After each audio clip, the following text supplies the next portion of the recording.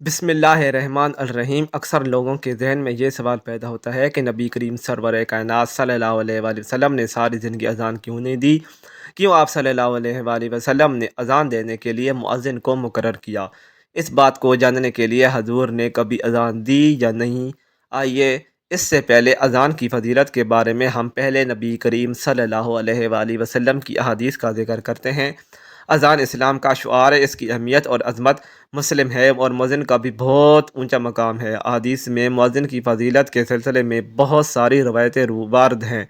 چند روایتیں ملاحظہ ہوں۔ عبد الرحمن بن ابی سما کہتے ہیں کہ مجھے ابو سعید خدری رضی اللہ تعالیٰ عنہ نے یہ فرمایا کہ میں دیکھتا ہوں کہ تمہیں بکریوں اور جنگل میں رہنا پسند ہے، اس لیے جب تم جنگل میں اپنی بکریوں کو لیے ہوئے موجود ہو اور نماز کے لیے اذان دو تو تم بلند آواز سے اذان دیا کرو، کیونکہ جن و انس بلکہ تمام ہی چیزیں جو مؤذن کی اذان آواز سنتی ہیں قیامت کے دن اس پر گواہی دیں گی۔ ابو سعید رضی اللہ تعالیٰ عنہ نے فرمایا کہ یہ میں نے نبی کریم صلی اللہ علیہ وآلہ وسلم سے سنا ہے۔ عبداللہ بن عمر رضی اللہ تعالیٰ عنہ کی ایک روایت میں ہے کہ جہاں تک مؤذن کی آواز اذان کی آواز پہنچتی ہے وہاں تک کہ وہ تمام چیزیں جو اس کی اذان سنتی ہیں سب اس کے لیے مغفرت کی دعائیں کرتی ہیں۔ حضرت ابو ہریرہ سے مروی ہے کہ رسول اکرم صلی اللہ علیہ وآلہ وسلم کا ارشاد پاک ہے کہ مؤذن کے گناہ جہاں تک اس کی اذان کی آواز جاتی ہے وہاں تک معاف کر دیے جاتے ہیں۔ اس سے مراد ہے کہ جہاں تک اذان کی آواز جاتی ہے مؤذن کے گناہ اتنے وسیع بھی ہو جائیں تب بھی اللہ تعالیٰ مؤذن کے گناہوں کو معاف فرما دیتا ہے۔ جب مؤذن اذان دیتا ہے جس جس کو وہ آواز سنائی دیتی ہے وہ سب روز قیامت مؤذن کے گناہوں کے بخشش کا ذریعہ بنیں گے، وہ گواہی دیں گے۔ رسول اللہ صلی اللہ علیہ وآلہ وسلم نے فرمایا، قیامت کے دن اللہ تعالیٰ مؤذن کی گردن کو تمام مخلوق سے بلند فرما دیں گے۔ مطلب یہ ہے کہ اللہ تعالیٰ مؤذن کو قیامت کے دن بہت اونچا مقام عطا کریں گے۔ عبداللہ بن عباس رضی اللہ تعالیٰ عنہ سے روایت ہے کہ رسول اللہ صلی اللہ علیہ وآلہ وسلم نے فرمایا، جو شخص ثواب کی امید رکھتے ہوئے 7 سال تک اذان دے تو اس کے لیے جہنم سے خلاصی لکھ دی جاتی ہے۔ حضرت برا بن عازب رضی اللہ تعالیٰ عنہ سے مروی ہے کہ نبی اکرم صلی اللہ علیہ وآلہ وسلم نے ارشاد فرمایا ہے کہ اس میں کوئی شک نہیں کہ اللہ تعالیٰ پہلی صف پر کھڑے ہوئے نمازیوں کے لیے بے شمار رحمتوں کا نزول فرماتا ہے۔ اللہ تعالیٰ مؤذن کے اسی نسبت سے گناہوں کو معاف فرما دیتا ہے۔ مؤذن اپنی بلند آواز سے اذان دے جتنی دور تک اس کی اذان کی آواز جاتی ہے، جو بھی جاندار اور بے جان اس آواز کو سنتے ہیں وہ مؤذن کی مغفرت کے لیے دعا کرتے ہیں اور اللہ تعالیٰ سے اس کے گناہوں کی معافی کے لیے دعا کرتے رہتے ہیں۔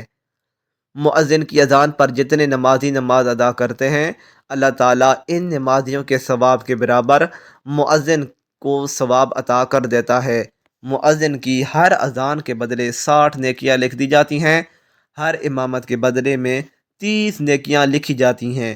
حضرت عبداللہ بن عمر رضی اللہ تعالیٰ عنہ سے مروی ہے کہ رسول اکرم صلی اللہ علیہ وآلہ وسلم نے فرمایا ہے، 3 لوگ ایسے ہوں گے جن کو قیامت کے دن کی سخاوتیں برداشت نہیں کرنی پڑیں گی۔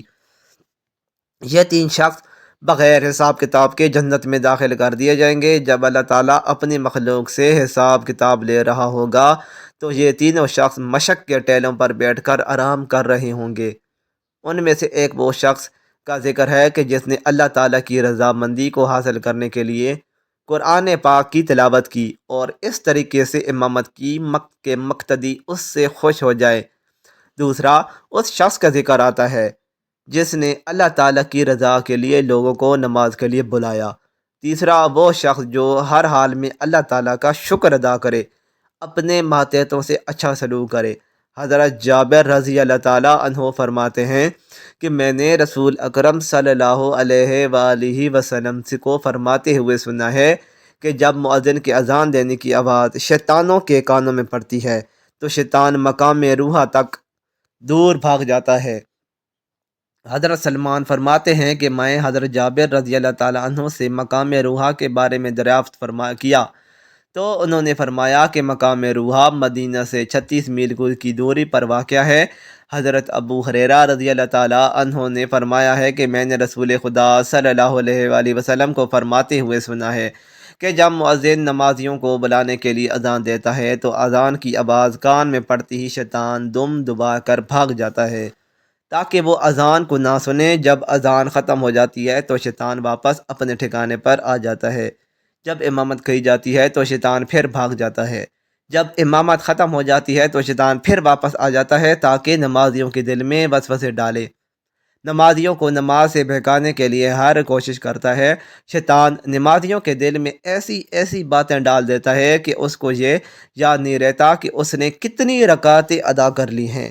حضرت ابو ہریرہ رضی اللہ تعالیٰ عنہ سے مروی ہے کہ نبی اکرم صلی اللہ علیہ وآلہ وسلم نے فرمایا ہے کہ اگر لوگوں کو اذان اور پہلی صف میں کھڑے ہو کر نماز ادا کرنے کا ثواب کے بارے میں معلوم ہو جاتا تو نمازیوں نے پہلے صف پر کھڑے ہونے کے لیے قرآن اندازی کیا کرنی تھی۔ حضرت ابو ہریرہ رضی اللہ تعالیٰ عنہ سے مروی ہے کہ ہم نبی اکرم صلی اللہ علیہ وآلہ وسلم کے ہمراہ تھے۔ مؤذن حضرت بلال اذان دینے کے لیے کھڑے ہوئے۔